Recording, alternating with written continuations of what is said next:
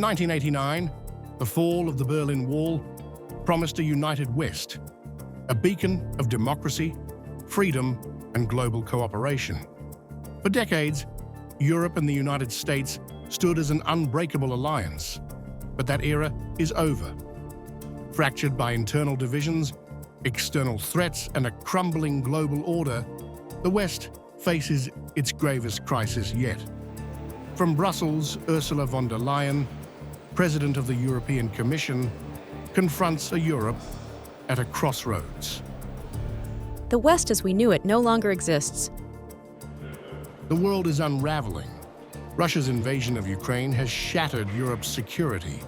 The United States, once a steadfast ally, now criticizes and distances itself under President Donald Trump's policies.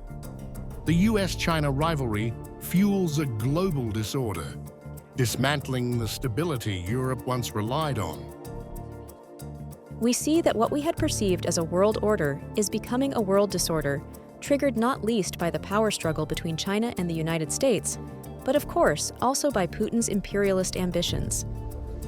At the heart of this crisis lies a divided Europe, struggling to unify its 27 member states. Populist movements and nationalist agendas clash with the EU's vision, threatening to fracture the Union from within. Von der Leyen acknowledges the relentless challenges that have tested Europe's cohesion since she took office in 2019. I had been in office for 90 days when the WHO declared COVID-19 a global pandemic. We weren't yet back on our feet when Putin attacked Ukraine. Soon after, we got into the worst energy crisis we've ever had because Putin shut off the gas. And now we have a transatlantic crisis. The transatlantic crisis is a wound that cuts deep. The US, once Europe's protector, now offers dwindling support, replaced by constant criticism and threats of economic punishment. Von der Leyen likens this shift to a bitter divorce, a malicious abandonment that exposes Europe's vulnerabilities. In recent years, the need for a wake-up call has often been articulated. Today, I would say that Europe is awake, wide awake. This awakening has pushed Europe to confront its defense weaknesses, particularly as Russia's threat looms large. If Ukraine falls, Europe faces a chilling question. Can it defend itself alone against Putin's ambitions? The EU is investing 800 billion euros in military capabilities, a move von der Leyen says was unimaginable until recently, as member states rallied to bolster their defense industry. The fact that we are now providing EUR 800 billion in funding for military capabilities would have been unthinkable just a few years ago. The readiness of all 27 member states to strengthen our common defense industry would have been inconceivable without the developments of recent weeks and months. Yet defense is only part of the struggle. Europe's economic survival hinges on competing in a globalized world, especially as US support wanes. With 87% of global trade occurring outside the US, the EU must forge new partnerships, but internal divisions and sluggish coordination hamper progress. 13% of global trade is with the United States. That's a lot. 87% of the world's trade is with other countries.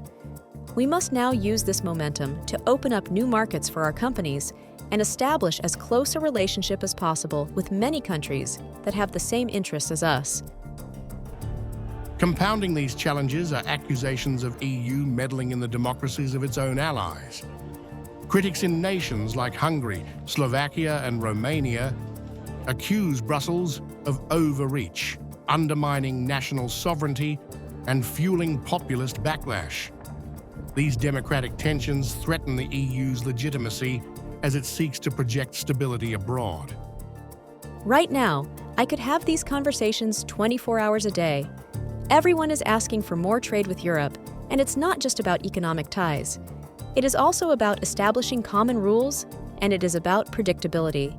Europe is known for its predictability and reliability, which is once again starting to be seen as something very valuable. Despite global demand for Europe's reliability, the EU struggles to meet these expectations. The responsibility weighs heavily, as internal rifts and external pressures test its ability to deliver a cohesive vision. On the one hand, this is very gratifying. On the other hand, there is also, of course, a huge responsibility that we have to live up to. Von der Leyen draws on Europe's history of resilience, citing a decade of crises, banking failures, migration surges, Brexit, and pandemics that have tested but not broken the EU. Yet, the current threats feel existential, with Russia's shadow and US criticism amplifying the stakes. Let's look back at the last decade. The banking crisis, migration crisis, Brexit, pandemic, energy crisis, Russia's war against Ukraine. All these are serious crises that have really challenged us, but Europe has emerged bigger and stronger from every crisis. Europe has always managed the crises as a team. Still, von der Leyen clings to hope for the transatlantic bond, refusing to fully abandon the US. Despite its criticisms, her loyalty underscores the delicate balance Europe must strike, seeking independence while preserving old alliances. I am a great friend of the United States of America. I firmly believe that the friendship between Americans and Europeans remains. Coordinating a divided EU, countering US skepticism, navigating democratic controversies, and preparing for a potential Russian threat. These challenges define Europe's precarious path. Von der Leyen's task is daunting, requiring relentless focus to keep the Union intact.